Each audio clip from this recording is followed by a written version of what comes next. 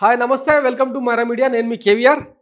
ఆంధ్రప్రదేశ్లో వైసీపీ పతనం ఏ రేంజ్లో సాగిందో ఇక కొత్తగా మాట్లాడుకున్నది ఏముంది. 11 సీట్లకు పరిమితమైన 40% చెక్కు చెదరని ఓటు బ్యాంకుతో ఆ పార్టీ తిరుగులేని ప్రతిపక్ష పార్టీగా వెలుగొందుతున్న సంగతి తెలిసిందే కదా.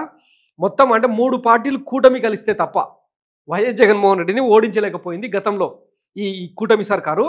సరే ఇవన్నీ పక్కన పెడితే 9 నెలలు అంటే అధికారం జూన్ 4 నుంచి మొదలు పెడితే ఈ రోజు వరకు 9 నెలలు పాలనను బేరీజ్ వేసుకుంటే వాస్తవానికి వైఎస్ జగన్మోహన్ రెడ్డి పతనం అయిపోయింది. ఇంకా ఆయన పాతాళంలోకి మళ్ళీ లేవడం అంత ఈజీ కాదు, అసలు అసాధ్యం అని చెప్పి ఇక ఈ పచ్చపత్రికలు గాడిద లెక్క ఒండ్ర పెడతా ఉన్నాయి. చూస్తూనే ఉన్నాం కదా. ప్రతిరోజు వైఎస్ జగన్మోహన్ రెడ్డి మీద ఆడిపోసుకోవడం, ఆయన మీద తప్పుడు కథనాలు రాయడం, ఇంకా అబ్బా కొడుకులు ఇద్దరు దావోసు వేదికగా సైకో పాలన నుంచి విముక్తి పొందినం, పెట్టుబడులు పెట్టండి అని చెప్పి ఎట్లాంటి ఉపద్ఘాతాలు ఇచ్చారు చూసినాం కదా.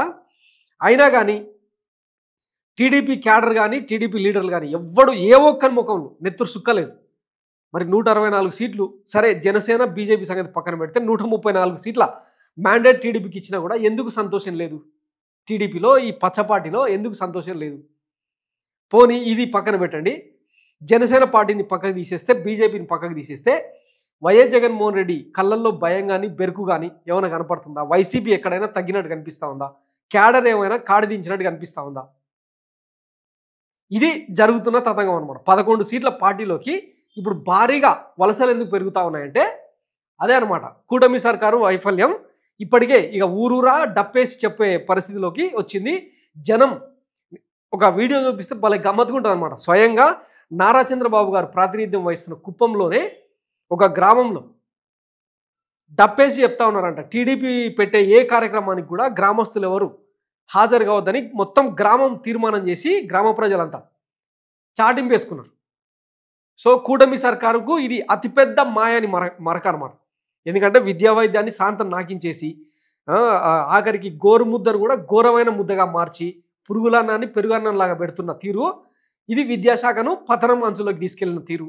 తర్వాత వైద్యాన్ని గతంలో వైఎస్ జగన్మోహన్ రెడ్డి ఉన్నప్పుడు ఎంత అద్భుతంగా కరోనా కష్టకాలాన్ని ఒకసారి గుర్తు చేసుకుంటే ఏ ఒక్కరికి కూడా చిన్న ప్రాణాపాయం కూడా కలగకుండా ఎట్లా కాపాడుకుంటూ వచ్చిండో కంటికి రెప్పలా తెలియంది కాదు కదా. ఇవన్నీ గత చరిత్ర.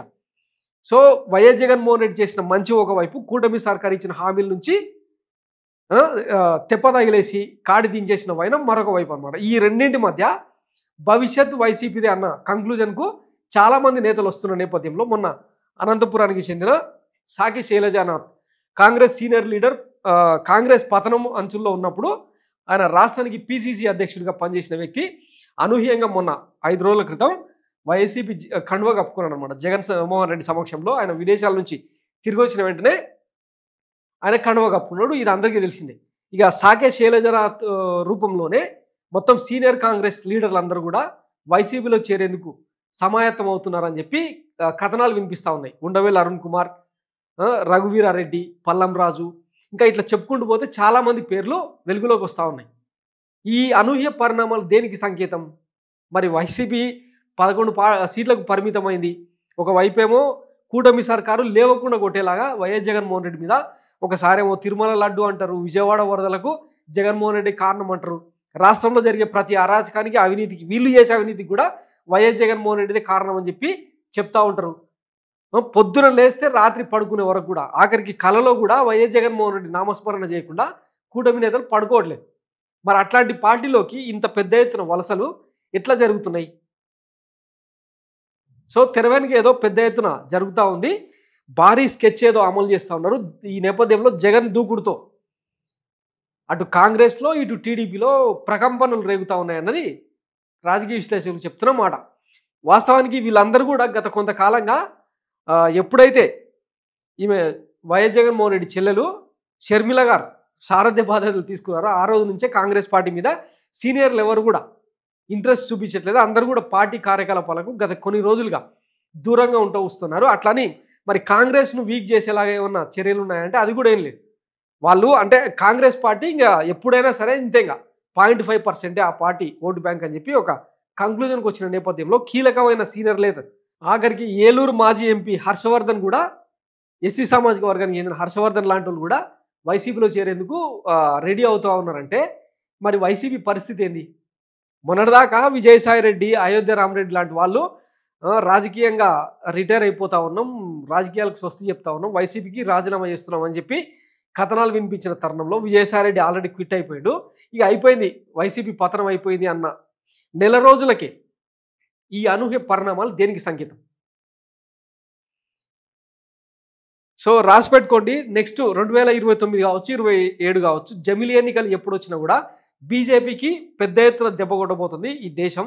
ఎందుకంటే ఎవరు కూడా సంతోషంగా లేరు, అది నేషనల్ వైడ్గా.